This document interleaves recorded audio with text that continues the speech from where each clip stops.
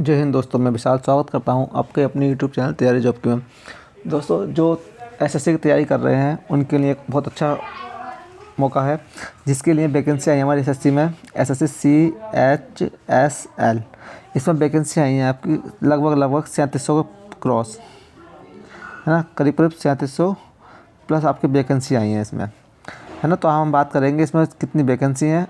3700 vacancy मैंने आपको बता दी हैं, क्या क्राइटेरिया है, क्या क्या मांगते हैं, इसका एग्ज़ाम कब है और इसमें एग्ज़ाम फ़ीस क्या है इसकी। ठीक है, मेरे साथ वीडियो बनी रही है पूरी वीडियो में। और अगर आपको मेरी वीडियो पसंद आती है तो प्लीज़ चैनल को लाइक, शेयर एंड सब्सक्राइब कर लें, ताकि ऐसे ही इम्प्रूवमेंट वीडियो का नोटिस आपको सबसे पहले मिल सके। ठीक है, तो हम आज की वीडियो शुरू करते हैं। तो आज के हमारा टॉपिक है CHSL में जो वैकेंसी आई है। आज इसका नोटिस आया है 3700 प्लस वैकेंसी है, 3700 प्लस। ठीक है, तो हम बात कर लेते हैं इसका क्राइटेरिया क्या है, कब से इसके फॉर्म ऑनलाइन होंगे और कब इसका एग्ज़ाम है। ठीक है, तो हम शुरू करते हैं आज की अपनी वीडियो। तो हमारे वीडियो में पहला ही नोटिस है हमारा कि इसका नोटिस आया हुआ है। आप देख सकते हैं, आपके स्क्रीन पर दिख रहा होगा क्लियर। इसका जो नोटिस आया वो आया है 8/4/2024 को, यानी कल इसका नोटिस आया हुआ है। और ठीक है, इसकी जो date of submission of online application, यानी इसकी डेट है 8/4/2024 से लेकर 7/5/2024 तक इसकी डेट है। यानी आप 8 तारीख से लेकर 7 तारीख तक इसमें आप फॉर्म ऑनलाइन कर सकते हैं। ठीक है, तो हम बात कर लेते हैं इसकी कि इसमें क्राइटेरिया क्या क्या है आपका। ठीक है, इसकी लास्ट डेट मैंने बता दी, मैंने आपको लास्ट डेट होगी 7/5 रात के 12 बजे तक। और ही इसके साथ ही मैं आपको बताना चाहता हूँ कि आपकी जो फ़ीस जमा हो सकती है वो 8 तारीख तक आप अपनी फ़ीस जमा कर सकते हैं, रात को 12 बजे तक।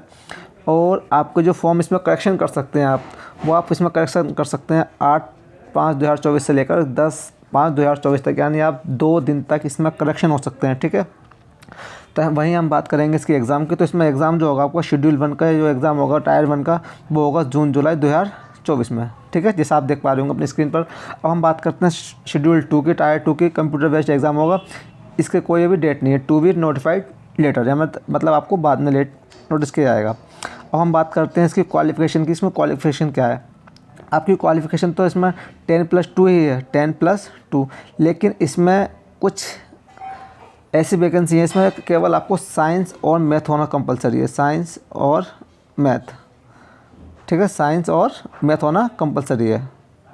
SCINC, साइंस और मैथ होना कंपलसरी है आपके पास। अब हम बात करेंगे कहाँ पर आपको मैथ चाहिए और कहाँ पर आपको मैथ नहीं चाहिए। तो आपको जैसा पता है, आपकी जो जॉब है DEO और LDC क्लर्क वाली, LDC जैसे कि ये सब हमारी लेवल 2 की जॉब है। ठीक है, लेवल 2 की जॉब है हमारे पास।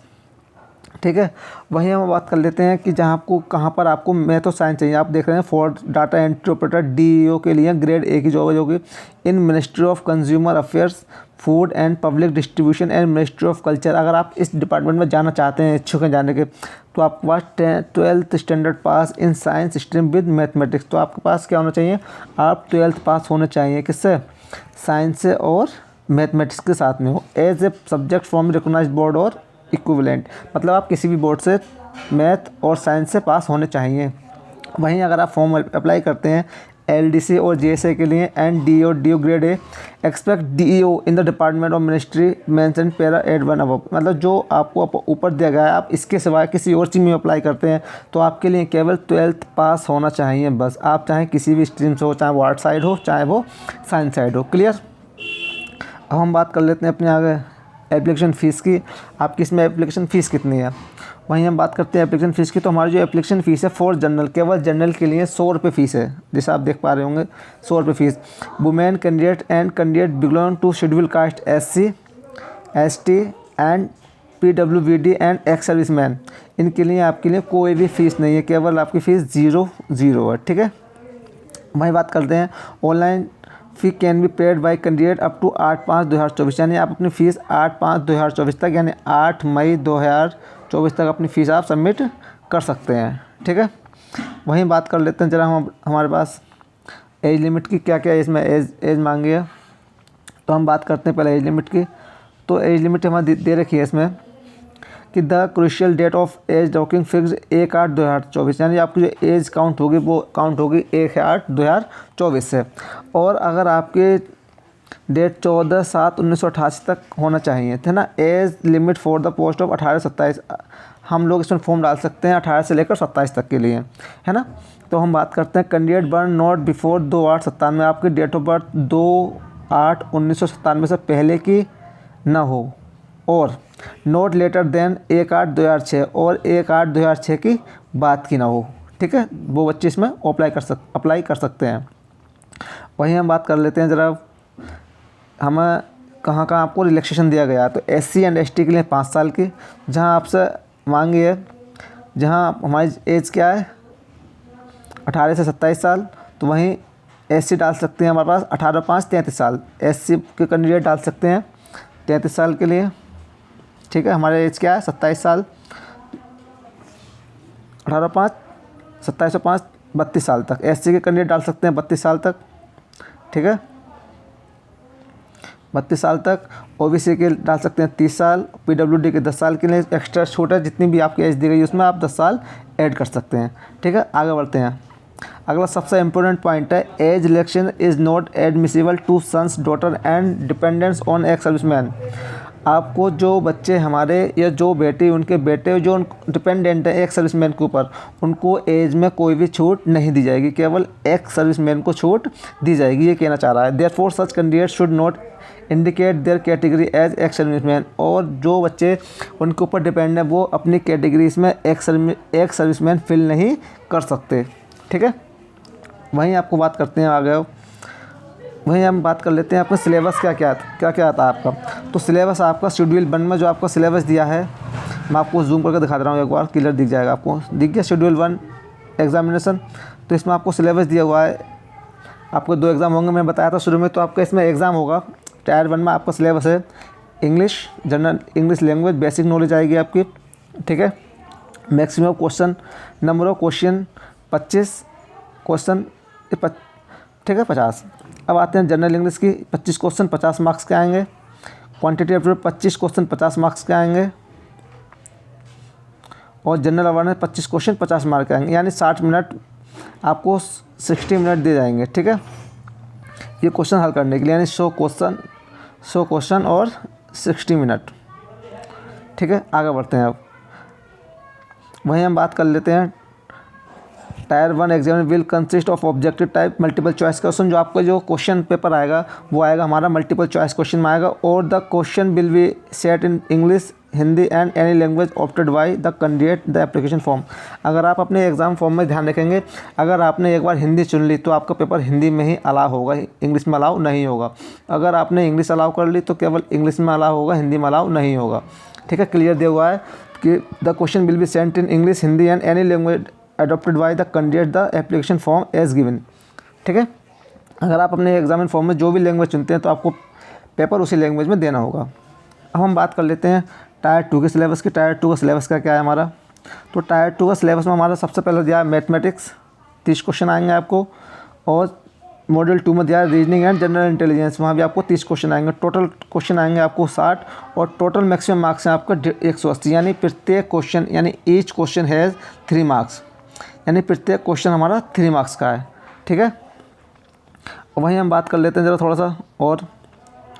थोड़ा डिटेल में और डाल देते हैं कि आपका जो सेक्शन 2 है हमारा, सेक्शन 2 में हमारा आएगा English language and comprehension. Module 2 में आएगा हमारा जनरल अवेयरनेस। यहाँ आपका आएंगे टोटल क्वेश्चन आएंगे आपके पास कि 40 क्वेश्चन आएंगे आपके इंग्लिश के, और जनरल के आएंगे आपके 20 क्वेश्चन, टोटल क्वेश्चन आपके आएंगे 60। तो यहाँ भी आपको प्रत्येक क्वेश्चन 3 नंबर का दिया है और 180 नंबर का कुल दिया है, ठीक है। और 20 मिनट उन बच्चों को एक्स्ट्रा दिए जाएंगे जो हमारे हैंडीकैप्टेड हैं, है ना। हम बात कर लेते हैं सेक्शन 3 की। सेक्शन 3 में आपका आएगा कंप्यूटर नॉलेज मॉड्यूल। वहाँ आपको 15 क्वेश्चन देखने मिलेंगे। 15 में से आपको 15 3 45, यानी प्रत्येक क्वेश्चन यहाँ भी 3 नंबर का है, ठीक है। अब वहीं हम बात कर लेते हैं, थोड़ा आगे और जान लेते हैं।